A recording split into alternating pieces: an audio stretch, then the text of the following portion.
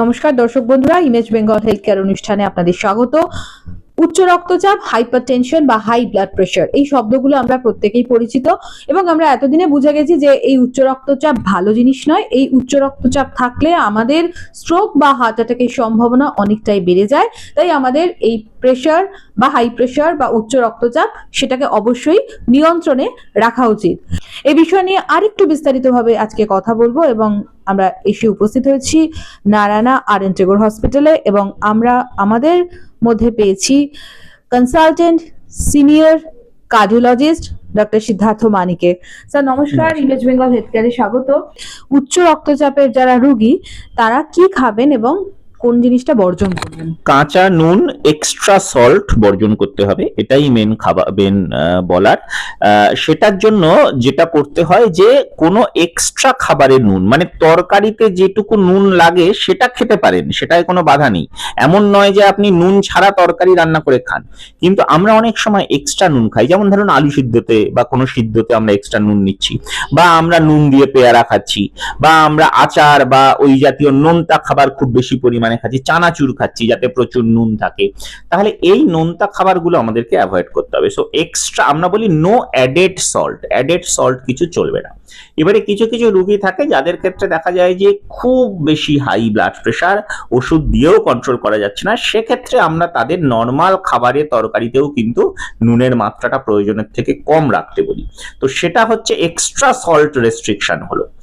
আর এছাড়া যে কোনো রোগীর ক্ষেত্রেই, শুধু রক্তচাপের রোগী নয়, যে কোনো রোগীর ক্ষেত্রেই তেলে ভাজা তৈলাক্ত জিনিস বর্জন করা উচিত, মিষ্টি খাবার কম করা উচিত। তার কারণ যদি ভবিষ্যতে ডায়াবেটিস হয় বা কোলেস্টেরল বেড়ে যায়, তাহলে সেটাও, তার অলরেডি হাই প্রেশার আছে, এবার যদি তার কোলেস্টেরল হয় বা ডায়াবেটিস হয়, তাহলে তার অনেক গুণে রিস্কটা বৃদ্ধি পাবে। তো সেক্ষেত্রে আমরা ওই পার্টগুলোকেও কন্ট্রোল করার কথা বলবো। আর জীবনযাত্রা বলতে অবশ্যই কোনো রকম নেশা বা মানে যেটা আমরা স্মোকিং বা অ্যালকোহল স্ট্রিক্টলি ফরবিডেন। এক্সারসাইজ করা সবসময় ভালো। এক্সারসাইজ করলে শুধু ওজন বাড়ে তা নয়, আমাদের হার্টের পাম্পিং বলুন, আমাদের ভেসেলের মানে ফাংশনিং গুলো ভালো হয়। তো আমরা বলি 30 মিনিটস আ ওয়াক যদি আপনি দিনে করতে পারেন, 30 to 45 minutes a walk at least 5 days a week, সপ্তাহে 5 দিন যদি আপনি 30 থেকে 45 মিনিট হাঁটেন, যথেষ্ট সেটা। তার থেকে বেশি কিছু এক্সারসাইজের দরকার হয় না। আর তো অবশ্যই ওয়েট ম্যানেজমেন্ট বলুন, মানে দীর্ঘক্ষণ বসে কাজ না করে যদি একটু অ্যাক্টিভিটির মধ্যে থাকা যায়, তাহলে সেগুলো, মানে ওজন কম রাখতে হবে। উচ্চ রক্তচাপের ক্ষেত্রেও কিন্তু ওজনটা খুব গুরুত্বপূর্ণ। একদম তার পাশাপাশি আপনি বর্জন করার কথা বললেন, কিন্তু কি খাবেন উচ্চ রক্তচাপের রোগীরা, সেরকম কয়েকটা ভালো খাবার যদি আপনি বলেন। সবজি এবং ফল, ফ্রুটস অ্যান্ড ভেজিটেবলস, এটা হচ্ছে সবসময় বেস্ট রেকমেন্ডেশন। যে কোনো ফল বা সবজি খাওয়া যেতে পারে, এবং আমরা বলি দিনে অন্তত 3টে মিল, মানে সবজি এবং ফল সমৃদ্ধ মিল, সেটা খেতে হবে। এবং আমরা যে দুপুর বা রাতেও খাচ্ছি, আমাদের খাবারে এখন নানা রকমের রঙের সবজি থাকে। মানে এটা বলা হয় যে যত কালারফুল হবে প্লেটটা, মানে আপনার প্লেটে যদি লাল, হলুদ, সবুজ, নীল এরকম একটা কালারফুল প্লেট হয়, তার মানে সেটা আপনার শরীরের পক্ষে ভালো।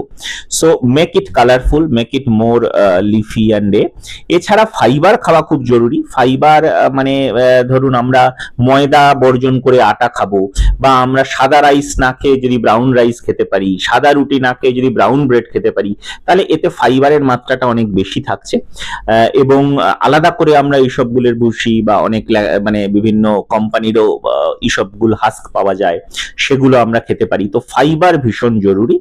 চিয়া সিডস বা ওই ধরনের বিভিন্ন সবজির দানাগুলোকে আমরা রেকমেন্ড করছি, সেটাও বেসিক্যালি ফাইবারের জন্যই রেকমেন্ড করছি। তো সেইগুলোই খাবে। আর মেনলি মনে রাখতে হবে সবজি এবং ফল আর প্রোটিনজাত খাবার, এইটা বেশি খাবো। আর কোলেস্টেরল এবং ফ্যাট জাতীয় খাবারটা কম খাবো।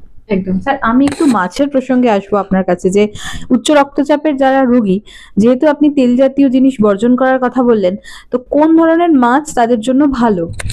দেখুন, মাছ নিয়ে আননেসেসারি একটা হাইপ আছে সোসাইটিতে। আমি আমার রুগীদের একদম ডেকে ডেকে বলি, সব মাছ খান। মাছের ওইটুকু তেল বা মাছের চামড়ার নিচে আমরা যে মাছগুলো খাই, আমরা তো বিদেশের ওই সামুদ্রিক মাছ বেশি খাই না, তো আমরা মেনলি পুকুরের বা আমরা নদীর, হয়তো নদীর মোহনার মাছ খাচ্ছি। তো তাতে এমন কিছু ফ্যাট বা এর পরিমাণ থাকে না। রাদার ফিশে বরং ওমেগা 3 ফ্যাটি অ্যাসিডস এবং যেগুলো এসেনশিয়াল ফ্যাটি অ্যাসিড সেগুলো বেশি থাকে, সেটা হার্টের পক্ষে উপকারী হতে পারে। তো মাছ খাওয়া সবসময় ভালো, কিন্তু আমার যেটা বক্তব্য হচ্ছে, মাছ বলুন ডিম বলুন, আমরা যে রান্নাটা করছি না, ওই রান্নায় আমরা এতটা তেল মেশাই, সেইটা ক্ষতিকর। লোকে মাছকে দোষ দেয়, দোষটা মাছের নয়, মাছটা যে ঝোলে রান্না হচ্ছে সেই ঝোলে কতটা তেল থাকছে তার। অতএব মাছটা নিঃসন্দেহে খান, কিন্তু মাছটা কম তেলে রান্না করুন। একদম স্যার, এই মাছগুলোর নাম হচ্ছে যেমন তেলাপিয়া বা রূপচাঁদ, এই মাছগুলো আমাদের বাজারে পাওয়া যায়, কিন্তু একটা শ্রেণীর মতামত, তাদের বিশেষজ্ঞের মতামত ছিল যে মাছ নাকি হার্ট অ্যাটাকের ঝুঁকি বাড়ায়। আপনি কি মনে করেন? এরকম একদমই কোনো সায়েন্টিফিক এর কোনো বেসিস নেই, এবং এই ধারণাগুলো, প্রথমত এগুলো একটু প্রচলিত ধারণা। এগুলো সত্যি কথা বলছি, আমি আমার কেরিয়ারে কোনোদিন এমন কোনো মেডিকেল বুক পাইনি, মেডিসিন বলুন কার্ডিওলজি বলুন, যেখানে এরকম কোনো লাইন লেখা আছে যে পিরানা গ্রুপের মাছ খেলে হার্ট অ্যাটাক বাড়বে। আমি অন্তত কোনোদিন পড়িনি। এটা নাম্বার 1।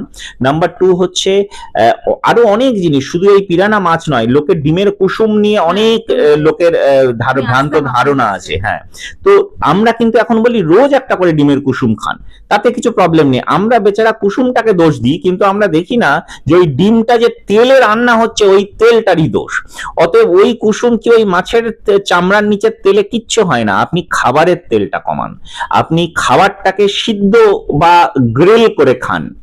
আমরা তো এখন গ্রিল খাবার জানি, মানে একটু পুড়িয়ে সেঁকে যে খাবারটা, বিদেশে বা যে কোনো জায়গায় এটা অনেকদিন ধরেই চলছে। এখন আমাদের দেশেও আস্তে আস্তে জিনিসটা প্রচলিত হচ্ছে, এয়ার ফ্রায়ার বা গ্রিল যেটা। তো এটা খেলে কোনো ক্ষতি নেই। আপনি তেলাপিয়া খান না, তেলাপিয়া আপনি গ্রিল করে খাবেন, কি অসুবিধা? এরকম আমি কোনোদিন শুনিনি যে, মানে আমি অন্তত মেডিকেল সায়েন্সের শুনিনি যে তেলাপিয়া খেলে হার্ট অ্যাটাক বাড়ে, নেভার। একদম। লাস্টলি যেটা বলবো সেটা হচ্ছে রেড মিট। তো এই রেড মিট নিয়ে অনেক বিতর্ক রয়েছে স্যার, যাদের তাহলে হাই ব্লাড প্রেশার আছে তারা কি একদমই রেড মিট খাবেন না? রেড মিটটা ভালো খাবার নয়। দেখুন, হায়ার অ্যানিমেলস মানে মাটন বা বিফ যেগুলো, এটা কিন্তু হার্টের পক্ষে আমরা রেকমেন্ড করি না। Chicken is still recommended. Mutton যদি কেউ একদম ফ্যাটটা বাদ দিয়ে লিন মিট করে খেতে পারে, তাতেও খুব বেশি অসুবিধা হয় না, কিন্তু ওইটা করাটা একটু ডিফিকাল্ট। তো সেই জন্য হায়ার অ্যানিমেলস এর যে হায়ার ফ্যাটস গুলো, সেগুলো একটু খারাপ। তো আমার মনে হয় মাটনটা বা হায়ার ওই বিফ টিপ গুলো একটু অ্যাভয়েড করা ভালো, বা পর্ক এগুলো একটু অ্যাভয়েড করা ভালো। চিকেন খান না, চিকেন আপনি সপ্তাহে 1 দিন 2 দিন খেতে পারেন।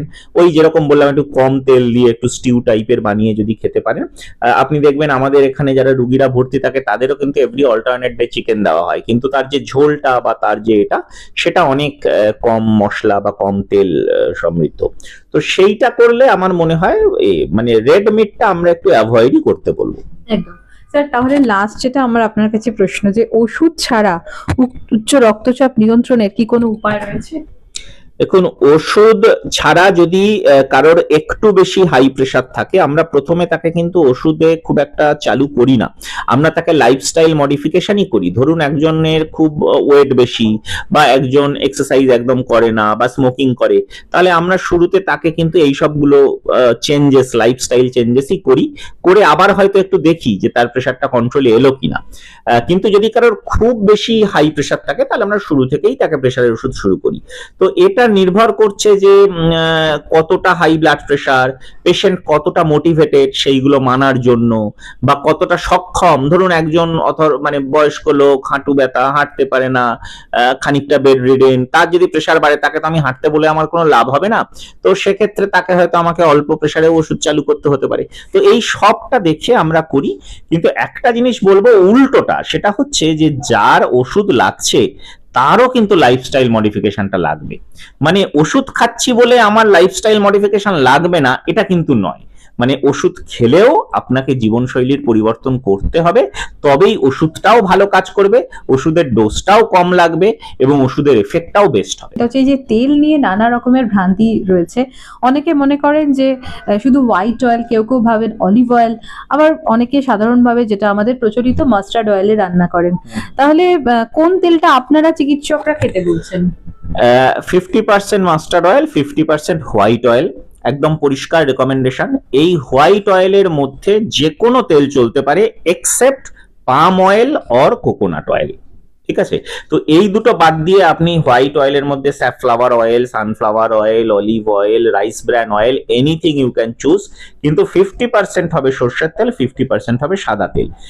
একটা মাসে পার পার্সন 1 লিটারের কম তেল লাগবে। মানে ধরুন বাড়িতে 4 জন লোক যদি থাকে, তাহলে তার সারা মাসের রান্না 4 লিটারের কম তেলে হবে। এই 4 লিটারের মধ্যে তাহলে 2 লিটার হবে সর্ষের তেল, 2 লিটার হবে সাদা তেল। আমি আমার রুগীদের এইভাবেই বলি যে মাসের 1 তারিখে আপনার বাড়িতে যদি 4টে লোক থাকে, তাহলে 4 লিটার তেল কিনবেন, 2 লিটার সাদা তেল, 2 লিটার সর্ষের তেল। এই 4 লিটারেই কিন্তু আপনাকে সারা মাসের রান্না করতে হবে। এতে যদি দেখা যায় যে আপনার 25 তারিখে গিয়ে তেল শেষ, তাহলে 25 থেকে 30 ওই 5 দিন কিন্তু তেল ছাড়াই থাকতে হবে। তো এটা খুব ইজি রেকমেন্ডেশন এটুকু, এবং আমার মনে হয় রোগীরা এটা মানেও, অনেক ক্ষেত্রেই মানে আর কি। Thank you sir, thank you very much. আমরা উচ্চ রক্তচাপ সম্পর্কে অনেক কিছু শুনলাম স্যারের কাছে, এবং এই কথাগুলো আমাদের অনেকেরই কিন্তু অজানা এবং অনেকের মনে প্রশ্ন ছিল। তো আশা করি আমি সেই প্রশ্নগুলো স্যারের মাধ্যমে নিরসন করতে পেরেছি। এরপরে যদি কোনো প্রশ্ন থাকে আপনারা কমেন্ট বক্সে লিখে জানাবেন যে কিভাবে আপনারা আপনাদের সমস্যা মেটাতে চাইছেন। আপনারা সকলেই সুস্থ থাকুন, ভালো থাকুন, আর যে কোনো সমস্যার জন্য অবশ্যই দেখতে থাকুন ইমেজ বেঙ্গল হেলথ কেয়ার।